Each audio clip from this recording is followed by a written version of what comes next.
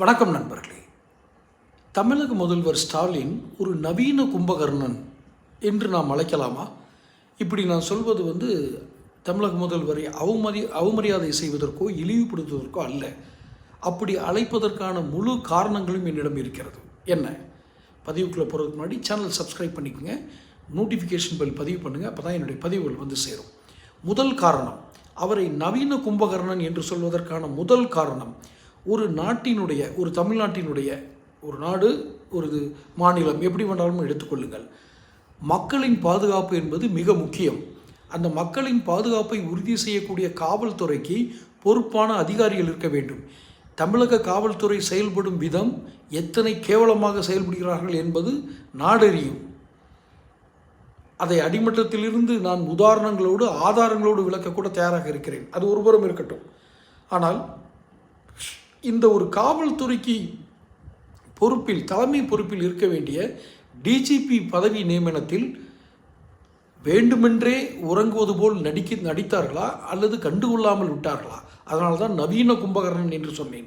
இரண்டாவதாக, இன்று அமைச்சர்களாக இருக்கக்கூடிய இவர்கள் வகித்த முன்னாள் பதவிகள், அதாவது அமைச்சராகவே இதற்கு முன்னால் வேறு போர்ட்ஃபோலியோவில் இருந்திருப்பாங்க.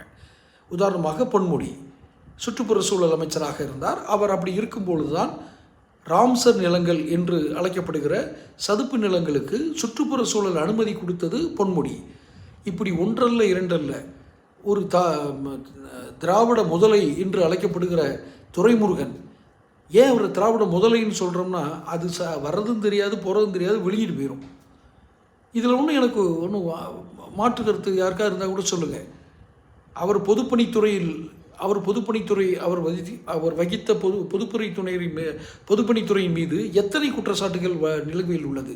டாஸ்மார்க்கில் எத்தனை வழக்குகள் இருக்கின்றன? டாஸ்மார்க் ஊழல் குறித்து, மணல் கொள்ளை, கனிம வள கொள்ளை, கல்லூரிகள் அனுமதி பெறாமல் இல்லை, முறையற்ற, எந்த முறைகேடான முறையில் அனுமதி பெற்றார்கள். 224 கல்லூரிகள் இருப்பதாக இப்போது புள்ளிவிவரங்கள் சொல்கின்றன.